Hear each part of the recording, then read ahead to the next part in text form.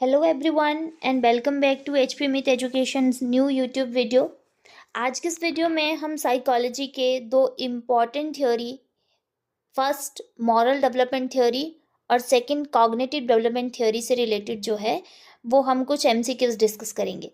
First question है moral development theory, जो कि कोलबर्ग की बहुत फेमस थ्योरी है मॉरल डेवलपमेंट से रिलेटेड, यानी कि नैतिक विकास से संबंधित। तो उसी थ्योरी के कुछ क्वेश्चन जो हैं वो हम डिस्कस करेंगे। फर्स्ट क्वेश्चन है, कोलबर्ग के नैतिक विकास सिद्धांत में कहा गया है कि नैतिक तर्क शक्ति जो होती है वो चरणों में विकसित होती है, कि जो हमारा जो मॉरल डेवलपमेंट होता है वो स्टेजेस में होता है। पहले ये चीज कही गई है। बी आता है, कोलबर्ग के अनुसार पूर्व पारस्परिक चरण में बच्चे अपने नैतिक निर्णय बाहरी परिणामों पर आधारित करते हैं। निम्नलिखित में से कौन सा सही है?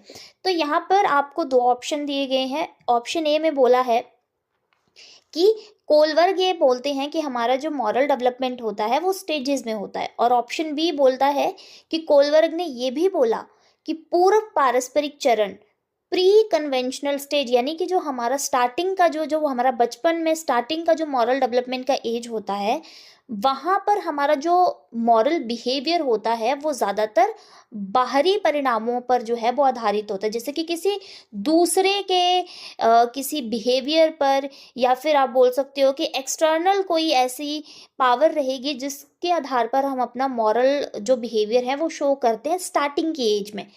तो यहाँ पे जो है वो ऑप्शन ए राइट है बिल्कुल, या फिर ऑप्शन बी है ए और बी दोनों, या फिर ऑप्शन सी है ओनली बी, या ऑप्शन डी है नन, इनमें से कोई भी नहीं। तो यहाँ पर जो आपका ऑप्शन बी है ए और बी ये दोनों राइट रहेंगे, क्योंकि कोलबर्ग ने इन दोनों के बारे में ही बोला था। उन्होंने कहा था कि हमारा जो मॉरल डेवलपमेंट होता है एक तो वो स्टेजेस में होता है, लेवल्स रहते हैं, स्टेजेस रहती हैं, और सेकेंड चीज़ उन्होंने ये भी बोली थी कि जो प्री कन्वेंशनल स्टेज होती है, जैसे प्री कन्वेंशनल स्टेज या फिर लेवल जो है आपका, उसमें बच्चा या तो किसी पनिशमेंट के डर से या फिर किसी की आज्ञा का पालन करने के लिए जो है वो मॉरल बिहेवियर यहाँ पे शो करता है। अंदर से उसमें मोरालिटी की फीलिंग इतनी स्टार्टिंग में नहीं होती। तो यहाँ पे दोनों ही जो ये ऑप्शन है ए और बी वो दोनों राइट रहेंगे। ऑप्शन बी यहाँ पे राइट रहेगा। नेक्स्ट क्वेश्चन है, कोलबर्ग के नैतिक विकास के किस चरण में व्यक्ति नियमों का पालन करते हैं, लेकिन यदि वे नियम भलाई के लिए काम नहीं करते तो वो उन्हें बदलने के लिए भी तैयार हो जाते हैं। यहाँ पे बोला कि कोलबर्ग के मॉरल डेवलपमेंट थ्योरी में ऐसा कौन सा वो स्टेज रहता है, लेवल रहता है, जहाँ पर लोग जो नैतिक व्यवहार करते हैं वो कहीं ना कहीं अच्छे उसके लिए करते हैं, अच्छे तरीके से करते हैं, लेकिन अगर कोई ऐसी चीज़ जो कि सामान्य भलाई का काम नहीं करती उसको बदलने के लिए भी तैयार हो जाते हैं। ऑप्शन ए है pre conventional stage, conventional stage, या सी है पोस्ट कन्वेंशनल स्टेज, या फिर डी रहेगा आपका पनिशमेंट स्टेज। तो यहाँ पे जो ऑप्शन सी है पोस्ट कन्वेंशनल लेवल में आकर के क्या होता है, पोस्ट कन्वेंशनल लेवल में आकर के उत्तर पारस्परिक स्तर में आकर के व्यक्ति ये वाला जो एक मॉरल बिहेवियर है वो डेवलप कर लेता है अपने अंदर। तो ऑप्शन सी जो है वो यहाँ पे राइट रहेगा। नेक्स्ट क्वेश्चन है, कोलबर्ग के नैतिक विकास सिद्धांत की तीसरे स्तर के छठे चरण या अवस्था को क्या कहा जाता है? तो यहाँ पर पूछा गया है कोहलबर्ग का जो मॉरल डेवलपमेंट थ्योरी है उसके थर्ड लेवल के सिक्स्थ स्टेज को क्या कहा जाता है, किस नाम से जाना जाता है? तो सबसे पहली बात तो कोलबर्ग ने जो थ्योरी दी थी मॉरल डेवलपमेंट की उसमें उन्होंने 3 लेवल की बात की थी, जो हम पढ़ते हैं प्री कन्वेंशनल, कन्वेंशनल और पोस्ट कन्वेंशनल। उसी में ही हर लेवल में उन्होंने 2-2 स्टेजेस भी दी थी, जैसे कि पहले लेवल पे 2 स्टेजेस रहती थी, फर्स्ट और सेकेंड लेवल पर भी 2 स्टेजेस रहती थी जिन्हें थर्ड और फोर्थ, और थर्ड लेवल पर भी 2 स्टेजेस रहती थी जिन्हें फिफ्थ और सिक्स्थ कहा जाता था। इस तरह से लेवल इनके 3 रहते थे और स्टेजेस इनकी 6 रहती थी। तो जो तीसरे लेवल की 6th स्टेज है उसका नाम क्या है? यहाँ पे ऑप्शन है, आप पे ऑप्शन ए है punishment and obedience oriented stage, second है stage of social contract, third है नाइस गर्ल या नाइस बॉय ओरिएंटेड स्टेज, या फोर्थ है यूनिवर्सल प्रिंसिपल स्टेज। तो जो सिक्स्थ लेवल की है, थर्ड लेवल का जो सिक्स्थ स्टेज है वो है ऑप्शन डी, यहाँ पे राइट रहेगा यूनिवर्सल प्रिंसिपल स्टेज, यानी कि सार्वभौमिक सिद्धांत की अवस्था जो है वो तीसरे लेवल की सिक्स्थ स्टेज है। तो यहाँ पे ऑप्शन डी जो है वो राइट रहेगा। नेक्स्ट क्वेश्चन है, कोलवर्ग के नैतिक विकास सिद्धांत में किसी बच्चे का नैतिक व्यवहार कब दूसरों के व्यवहार पर निर्भर करता है। यहाँ पे भी वही क्वेश्चन पूछा है कि कोलवर्ग ने कब अपने डेवलपमेंट मॉरल डेवलपमेंट थियोरी में बताया कि बच्चा जो मॉरल मॉरल बिहेवियर शो करेगा वो उसकी खुद की फीलिंग नहीं रहेगी, वो दूसरे के व्यवहार पर डिपेंड करता है। ऐसा कौन सी स्टेज पे होता है? ऑप्शन ए यहाँ पे रहेगा punishment and obedience orientation. Second है आपका स्टेज ऑफ ईगो। थर्ड है रिस्पेक्ट फॉर सोशल सिस्टम, और ऑप्शन डी है स्टेज ऑफ सोशल कॉन्ट्रैक्ट। तो यहाँ पर जो आपका फर्स्ट ऑप्शन है, option number A, punishment and obedience orientation, यानी कि दंड एवं आज्ञा पालन उन्मुखता। यहाँ पर बच्चा या तो कहीं ना कहीं पनिशमेंट से बचने के लिए कि किसी बाहर वाले से मुझे इस चीज़ के लिए पनिश कर दिया जाएगा तो मैं अच्छा व्यवहार करूंगा, मॉरल बिहेवियर करूंगा, या तो इसके लिए मॉरलिटी शो करेगा, या फिर किसी ने उसको आज्ञा दी है कि तुम्हें ऐसा ही व्यवहार करना है, उसका पालन करने के लिए करेगा। मतलब कहीं ना कहीं उसके मॉरल बिहेवियर को कौन इन्फ्लुएंस करेगा? कोई बाहर वाला, कोई दूसरा व्यक्ति। तो यहाँ पे ऑप्शन ए जो है वो राइट रहेगा। नेक्स्ट क्वेश्चन है, कोलवर्ग के सिद्धांत के पूर्व परंपरागत स्तर के अनुसार नैतिक निर्णय लेते समय एक बच्चा निम्नलिखित में से किसकी ओर रुख करता है? कोलवर्ग के सिद्धांत के अनुसार पूर्व परंपरागत स्तर, अब कौन सा? प्री कन्वेंशनल लेवल, मतलब यहाँ पे बच्चा अभी अपने बचपने में है, बाल्यावस्था में, चाइल्डहुड स्टेज में है, प्री कन्वेंशनल स्टेज। तो प्री कन्वेंशनल स्टेज में कौन जो है वो उसकी मदद करता है, या फिर उसके जो भी मॉरल डिसीजन होते हैं कि मुझे ये घटना घटी है, मुझे इस तरह से मोरालिटी शो करनी है, ये कौन डिसाइड करता है? ऑप्शन ए है पर्सनल नीड, ऑप्शन बी है पर्सनल वैल्यूज, ऑप्शन सी है पॉसिबल पनिशमेंट, और ऑप्शन डी है नन ऑफ दी अब। तो हमने किया ही, पूर्व पारस्परिक स्तर पर बच्चा ज़्यादातर जो है वो किसी पनिशमेंट या फिर किसी जो है वो आपकी आज्ञा का पालन करने के लिए, ओबीडेंट रहने के लिए जो है वो सारी की सारी चीज़ें करता है। तो यहाँ पर ऑप्शन सी आपका राइट हो जाएगा, पॉसिबल पनिशमेंट, या फिर यहाँ पे ओबीडेंस भी होता तो वो भी राइट होता, लेकिन यहाँ पे पनिशमेंट है तो ऑप्शन सी उसके अकॉर्डिंगली यहाँ पे राइट रहेगा। नेक्स्ट क्वेश्चन है, कोलवर्ग के अनुसार सही और गलत के प्रश्न के बारे में निर्णय लेने में शामिल चिंतन प्रक्रिया को क्या कहा जाता है? कोलवर्ग ने जब अपनी थ्योरी दी थी मॉरल डेवलपमेंट की, तो उन्होंने एक स्टोरी क्रिएट की थी, हिंज और हाइना की स्टोरी। उसमें उन्होंने बताया था कि किस तरह से कई बार क्या होता है कि सिचुएशन कुछ और होती है, लेकिन हमारी मोरालिटी उस टाइम पर कुछ और बोलती है। तो जब आप फंस जाते हैं कि आपको उस चीज़ की ज़रूरत भी होती है लेकिन मोरालिटी कुछ और तरीके से बिहेव करने के लिए बोलती है, जब आप इस दुविधा से निकल जाते हैं तो उसमें कौन सी चिंतन प्रक्रिया जो है, कौन सी थिंकिंग पावर जो है आपकी वो यूज़ होती है? ऑप्शन ए है यहाँ पे मॉरल रीजनिंग, मॉरल डायलेमा, ए और बी, या नन ऑफ दी अब।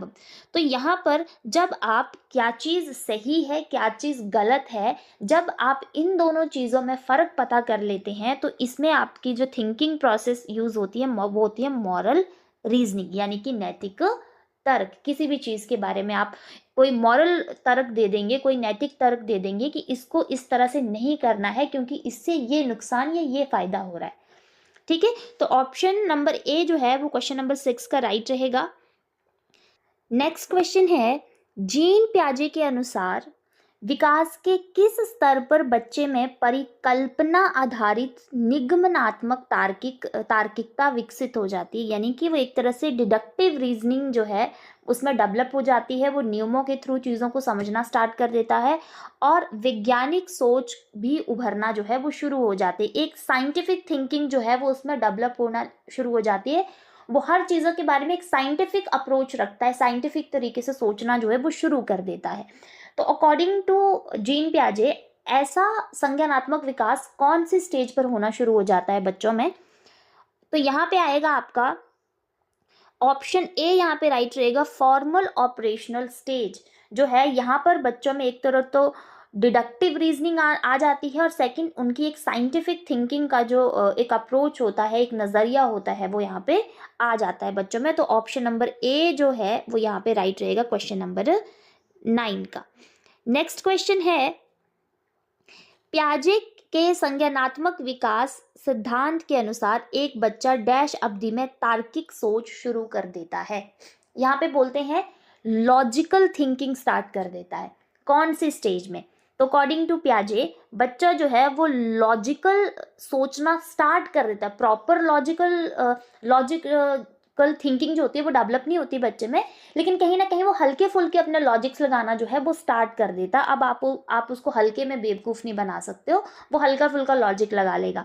तो ऐसा होता है कॉन्क्रीट ऑपरेशनल स्टेज में, यानी कि ऑप्शन डी जो है वो यहाँ पे राइट रहेगा। नेक्स्ट क्वेश्चन है, जीन पियाजे के अनुसार अपने पुराने ज्ञान को और ज़्यादा बढ़ाना क्या कहलाता है? अगर आपको किसी चीज़ का पहले से नॉलेज है, लेकिन आप उस चीज़ के बारे में और ज़्यादा नॉलेज लेना चाहते हैं ताकि आपका नॉलेज जो है वो बढ़े, आपको उस चीज़ के बारे में और ज़्यादा ज्ञान हो, तो इस पूरी सिचुएशन को क्या कहा जाता है अकॉर्डिंग टू जीन पियाजे? ऑप्शन ए है एकोमोडेशन, बी है सिमुलेशन, सी है इक्विलिब्रेशन और डी है नन ऑफ दी अब। तो जीन पियाजे ने कहा था कि जब आप अपने प्रीवियस नॉलेज में कोई और नॉलेज जोड़ते हैं तो उसे कहा जाता है आत्मसातकरण। जिस किसी भी चीज़ के बारे में आपको नॉलेज है, उस नॉलेज को आप और ज़्यादा बढ़ाते हैं, उस नॉलेज में कोई और चीज़ ऐड ऑन करते हैं, उसको कहा जाता है एसिमिलेशन, यानी कि आत्मसातकरण। तो ऑप्शन बी जो है वो यहाँ पे राइट रहेगा। नेक्स्ट क्वेश्चन है, समायोजन का एक उदाहरण है, यानी कि एकोमोडेशन का इनमें से क्या एक एग्जाम्पल है?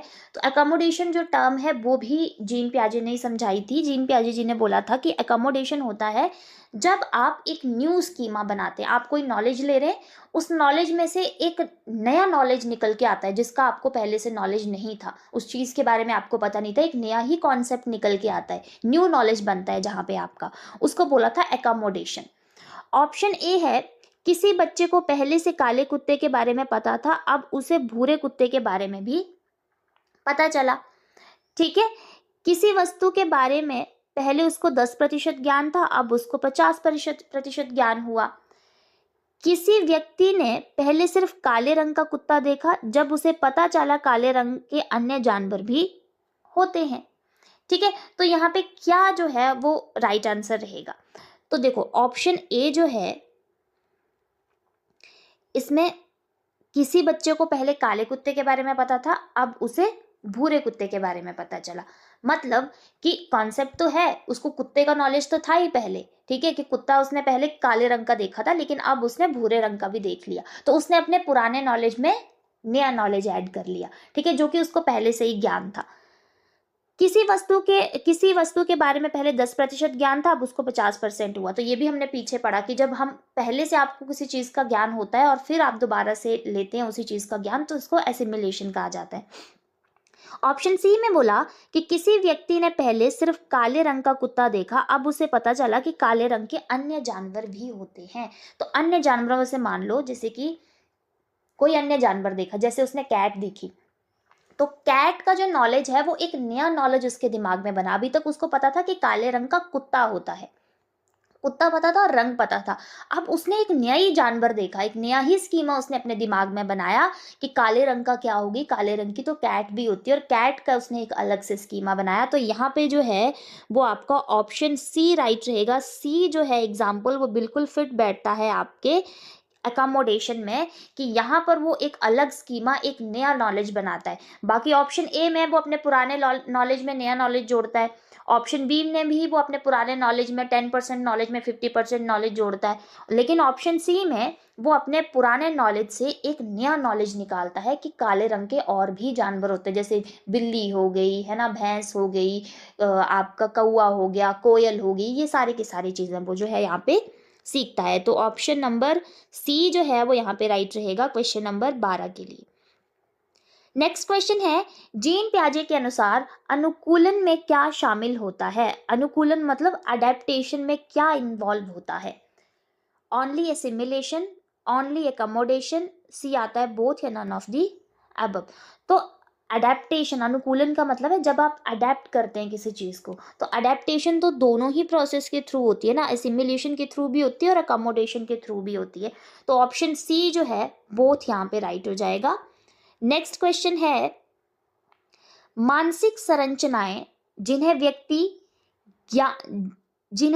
ज्ञान को व्यवस्थित करने, संज्ञानात्मक प्रक्रियाओं और व्यवहार को निर्देशित करने के लिए उपयोग करता है, वो क्या कहलाती हैं? बोला मानसिक संरचनाएं, mental structure that an individual use to organise knowledge and guide cognitive processes and behaviour is called. तो ऐसी कौन सी उन मानसिक संरचनाओं को क्या कहा जाता है? ये जो मानसिक संरचना को पर्टिकुलर नाम दिया था, ये भी स्कीमा नहीं, आपके जीन पियाजे नहीं दिया था। नॉलेज था, लर्निंग था, स्कीमा था, या नन ऑफ द अबव। तो ये था आपका स्कीमा। स्कीमा हमारा एक ऐसा मेंटल स्ट्रक्चर होता है, एक ऐसा व्यवस्थित ज्ञान होता है जो हमें अन्य प्रक्रियाओं में हमारे व्यवहार को निर्देशित करता है। अब जैसे हमारे पास जो है वो नॉलेज बन गया कि काले रंग का कुत्ता भी होता है, काले रंग की कैट भी होती है, काले रंग की भैंस भी होती है, काले रंग का काले रंग का कौवा भी होता है, और काले रंग का आपकी कोयल भी होती है। ये सारे स्कीम आपके दिमाग में बन गए और आपको कुछ कुछ इनकी और भी जो है वो चीज़ें पता चल गई। अब जब आपको नेक्स्ट टाइम काले रंग की कोई चीज़ दिखेगी एक बच्चे को, तो वो थोड़ा सा टाइम लेगा और अपने स्कीमा से निकालेगा कि ये काले रंग का ये भैंस लग रही है, ये कुत्ता लग रहा है, ये बिल्ली लग रही है। तो वो हुआ आपका स्कीमा, वो हुआ मेंटल स्ट्रक्चर। तो यहाँ पे जो है ऑप्शन सी जो है वो स्कीमा यहाँ पे राइट रहेगा। नेक्स्ट क्वेश्चन है, किस मनोवैज्ञानिक ने बच्चों को नन्हे वैज्ञानिक कहा था? तो जीन पियाजे जी ने ही बच्चों को क्या था, लिटिल साइंटिस्ट कहा था। कि बोला बच्चे जो है ना वो लिटिल साइंटिस्ट होते हैं, खोजबीन की तरह, क्यों हुआ, कैसे हुआ, कब हुआ, किस लिए हुआ, कैसे चलता है, क्यों चलता है, क्या डलता है खाने में, ठीक है, चपाती कैसे बनती है, आटा कैसे गूंथता है। तो इस तरह से क्यों क्यों क्या कैसे क्वेश्चन करके वो लिटिल साइंटिस्ट का काम करते हैं बच्चे, और धीरे धीरे अपने कॉग्निटिव डेवलपमेंट करते हैं। ये चीज़ बताई थी जीन पियाजे ने। तो ऑप्शन बी जो है वो यहाँ पे राइट रहेगा। नेक्स्ट क्वेश्चन है ब्रूनर। अब ब्रूनर से रिलेटेड कुछ क्वेश्चन आएंगे। ब्रूनर भी एक साइकोलॉजिस्ट हैं जिन्होंने कॉग्निटिव डेवलपमेंट से ही थ्योरी दी थी। मिलाती हुई लगभग सेम ही है, इन्होंने भी सेम ही बात कही थी जो जीन पियाजे ने कही थी। थोड़ा सा डिफरेंस है, उनकी स्टेजेस अलग हैं, पियाजे की अलग थी। ब्रूनर के संज्ञानात्मक सिद्धांत को और किस नाम से जाना जाता है? तो सबसे पहले तो क्या नाम है? ऑप्शन ए है discovery learning theory of cognitive development, investigation theory बोला जाता है, कंस्ट्रक्टिविज्म थ्योरी बोला जाता है, या ऑल ऑफ दी अबव। तो ऑप्शन डी यहाँ पे राइट हो जाएगा। ये तीनों ही किसके नाम है? ब्रूनर की कॉग्निटिव डेवलपमेंट थ्योरी के, क्योंकि उन्होंने कहा था कि बच्चे खुद डिस्कवर करते हैं। तो डिस्कवरी लर्निंग थ्योरी भी बोला जाता है कॉग्निटिव डेवलपमेंट की, इन्वेस्टिगेशन थ्योरी भी बोला जाता है, और constructivism theory of cognitive development भी बोला जाता है इसे। ऑप्शन डी जो है वो यहाँ पे राइट रहेगा। नेक्स्ट क्वेश्चन है, ब्रूनर ने अपने संज्ञानात्मक विकास सिद्धांत में किस स्तर पर एक्शन पर आधारित कहा था? उन्होंने कहा था कि हर स्टेज पर बच्चा जो अपना कॉग्निटिव डेवलपमेंट है वो अलग अलग तरीके से करता है। तो जो उन्होंने कहा था कि एक ऐसी स्टेज होती है जहाँ पे एक्शन के थ्रू बच्चा कुछ ना कुछ सीखता है। हमारे जितने भी एक्शंस रहते हैं, एक्शन बेस्ड बेसिकली उन्होंने उस स्टेज को कहा था। तो कौन सी स्टेज थी? इनेक्टिव लेवल थी, आइकॉनिक लेवल थी, सिंबॉलिक लेवल थी, या नन ऑफ दी अबव। तो ऑप्शन ए यहाँ पे राइट रहेगा। इनेक्टिव स्टेज को इन्होंने कहा था ये एक्शन बेस्ड रहती है, यहाँ पर बच्चा ज़्यादातर चीज़ें जो है वो एक्शन के थ्रू ही सीखता है। तो ऑप्शन ए यहाँ पे राइट रहेगा। नेक्स्ट क्वेश्चन है, ब्रूनर का प्रतिबिंबात्मक स्तर आधारित होता है। Brunner's iconic level is based on, उसका जो प्रतिबिंबात्मक मतलब उन्होंने कहा कि एक ऐसी स्टेज भी होती है जहाँ पर बच्चा चीज़ों को आइकॉनिक लेवल से करता है, किसी ना किसी चीज़ का उसको एक पिक्चर याद रहेगी, हर चीज़ के उसे विजुअल्स कुछ कुछ याद रहेंगे और उन्हीं पिक्चर के थ्रू वो चीज़ों को समझ पाएगा, याद रख पाएगा। Image based, action based, language based या सिम्बॉलिक बेस्ड। तो यहाँ पे ऑप्शन ए आपका राइट रहेगा, इमेज बेस्ड। जो आइकॉनिक लेवल होता है जहाँ पर बच्चा जो है वो अपना कॉग्निटिव डेवलपमेंट करता है, वो इमेज बेस्ड रहती है। ऑप्शन ए यहाँ पे राइट रहेगा। नेक्स्ट क्वेश्चन है, ब्रूनर ने एक अधिगम की विधि की शुरुआत की थी जिसे कहते हैं। ऑप्शन ए है passive learning, problem solving learning, discovery learning, या डी आता है उपरोक्त में से कोई नहीं। तो आपको तो जो मैंने पीछे नाम बताए थ्योरी के वहीं से ही क्लियर हो जाएगा, डिस्कवरी लर्निंग। इन्होंने कहा कि डिस्कवर करता है, वो खुद डिस्कवर करेगा, जो उसको चीज़ अच्छी लगेगी, जो वो देखेगा उसको वो खुद डिस्कवर करेगा, खोजपूर्ण तरीके से वो अपना अधिगम जो है, अपनी लर्निंग जो है वो यहाँ पे करेगा। तो डिस्कवरी लर्निंग एक मेथड भी है, बच्चों को पढ़ाते भी हैं स्कूल में डिस्कवरी लर्निंग के थ्रू। आज की वीडियो का लास्ट क्वेश्चन है, निम्नलिखित में से क्या असत्य है। यहाँ पे आपको 4 ऑप्शन दिए गए, उनमें से क्या आपको गलत लग रहा है वो यहाँ पे आपने ढूंढना है। ऑप्शन ए बोलता है जीन पियाजे ने संज्ञानात्मक विकास के 4 स्तर बताए थे। तो जीन पियाजे की जो कॉग्निटिव डेवलपमेंट थ्योरी है उसमें 4 स्टेजेस उन्होंने बताई थी, sensory motor stage, pre operational, concrete और फॉर्मल ऑपरेशनल स्टेज। तो ये तो राइट हो गया। नेक्स्ट आता है ब्रूनर। ब्रूनर ने संज्ञानात्मक विकास के 3 स्तर बताए थे। तो ब्रूनर ने भी 3 ही बताए थे, कौन कौन से? इनएक्टिव स्टेज, सेकंड आता है आपका आइकॉनिक स्टेज और थर्ड आता है सिंबॉलिक स्टेज। तो ये भी ठीक है। कोलवर्ग ने नैतिक विकास के 3 स्तर, 3 लेवल 1, 2, 3 आपके प्री कन्वेंशनल, कन्वेंशनल और पोस्ट कन्वेंशनल 3 जो है वो लेवल बताए थे और 8 स्टेजेस बताई थी। तो वो भी हमने की 1, 2, इसके 2, 3, 4 और इसके 2, 5 और 6। तो ये वाला ऑप्शन भी सही है। ऑप्शन डी बोलता है उपरोक्त सभी गलत हैं। तो यहाँ पे क्या ऑप्शन डी यहाँ पे गलत हो जाएगा, क्योंकि उपरोक्त सभी जो है ये बिल्कुल राइट है। तो ऑप्शन 4 गलत बोल रहा है कि उपरोक्त सभी जो है ये गलत हैं। तो क्वेश्चन नंबर 20 का लास्ट ऑप्शन जो है ऑप्शन नंबर डी यहाँ पे राइट हो जाएगा कि उपरोक्त सभी गलत है, क्योंकि ये सारे राइट हैं। तो ये थी हमारी आज की साइकोलॉजी के कुछ इंपॉर्टेंट थ्योरी से रिलेटेड एमसीक्यूज। इसके अलावा हमारे डिजिटल कोचिंग इंस्टीट्यूट में जल्द ही न्यू कमीशन के बैच, टीजीटी, जेबीटी और साथ ही एलटी कमीशन के जो बैच हैं वो स्टार्ट हो रहे हैं। तो अगर आप किसी भी बैच को ज्वाइन करना चाहते हैं तो दिए गए कॉन्टैक्ट नंबर पर कॉन्टैक्ट कर सकते हैं और अपनी तैयारी को जल्द से शुरू कर सकते हैं। और ऐसी वीडियोज़ को देखने के लिए आप हमारे चैनल HPM एजुकेशन को भी सब्सक्राइब कर सकते हैं। Thank you.